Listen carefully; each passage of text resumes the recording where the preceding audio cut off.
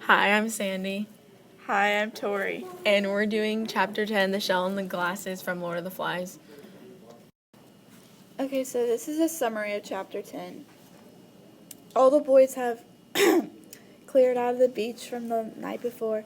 At the beginning of the chapter, it's Ralph and Piggy sitting alone, and Ralph is very sad and disappointed and looks down on himself right now because what happened the night before with Simon. Piggy keeps trying to calm him down and said they didn't do anything wrong. It was the other boys. Meanwhile, on the other side of the island, Jack is taking his chief position a little too far. He is always telling the boys what to do and beating them for no reason. Both Ralph and Jack's side of the island are low on fire and food.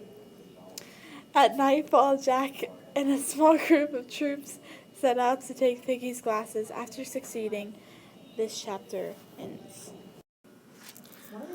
In Chapter 10, we mainly see Ralph, Piggy, and the twins, and Jack and a couple of people in Jack's little group. Most of the people in this chapter stay the same as they were, except for Jack. By Chapter 10, he has finally taken over as the new chief of his little group. The first quote says, "He's going to beat Wilfred. What for?"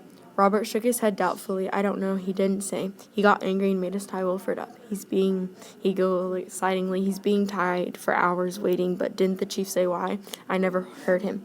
And that is in page 229. And with this quote, we can see that Jack sent them to tie up Wilfred, and they aren't exactly sure why, but they have to listen to him because he's the chief now. Another part tells us that tomorrow, when on the chief, we shall hunt again. He pointed at this savage, and that with his spear. Some of you will stay here to improve the cave and defend the gate. I shall take a few hunters with me and bring back meat. The defenders of the gate will see that the others don't seek in. And this is in page 229 to 230. And here we see Jack is giving set straightforward demands for them to follow, and he's being very, strict leader-ish. This conflict is man versus self. There's a huge conflict in Chapter 10, and that involves the internal thoughts of Ralph and Piggy and the twins after the death of Simon. They are extremely sad, and they killed someone and really didn't mean to. On page 224, it says, "That was murder. You stop it," and Piggy shrilly, "You're good doing talking like that?" He jumped to his feet and stood over Ralph. It was dark.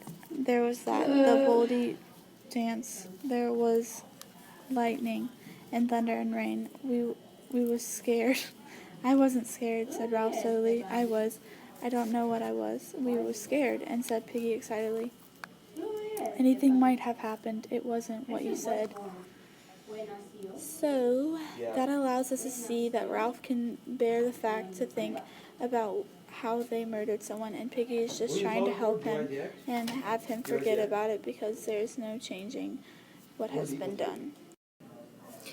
The setting throughout the whole book doesn't change much because they have been on the same island for the whole book, but we, however, get some detail on what it looks like throughout Chapter 10. And some of the quotes that I found were, "Ralph climbed onto the platform carefully. The coarse grass was still worn away where the assembly used to sit. The fragile white conch still gleamed by the polished seat. Ralph sat down in the grass facing the chief's seat and the conch. Piggy knelt at his left, and for a long minute there was silence." And that's on page 222 to 223. And there's a picture to kind of see.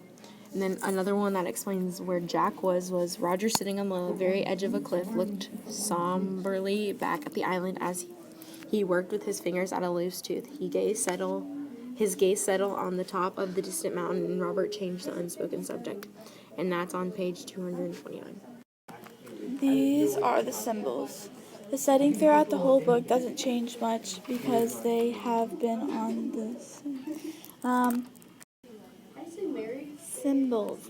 In Chapter 10, Jack needs to fire for his little group he has, so they go to Ralph's campsite to take Piggy's glasses. In this quote, it says, "We shall take fire from the others. Listen tomorrow. We'll hunt and get meat. Tonight I'll go along with the 2 hunters who will come."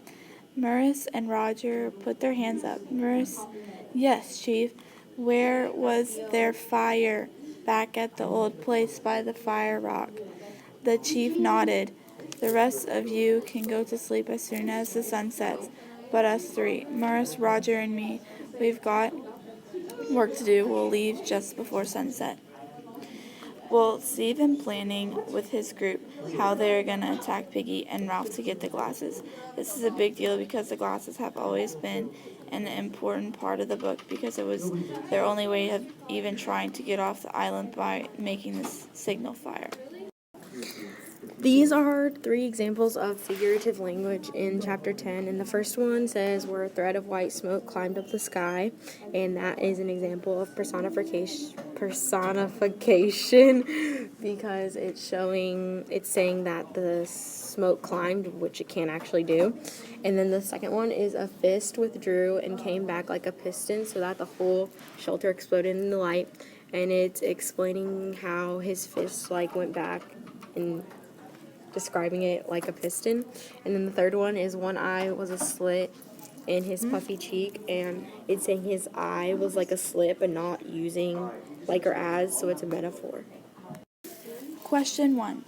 Why in chapter 10 do you think the boys always called Jack Chief, but they never called Ralph that when he was in charge? Our second question is, we all know that Peggy and Ralph were involved the night of Simon's death.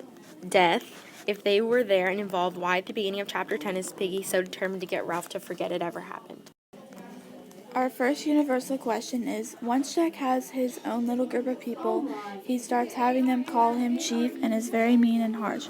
If you were in Jack's position where your group was split into 2, do you think you would rule the same way Jack did? Would you be more nice or more harsh on the boys?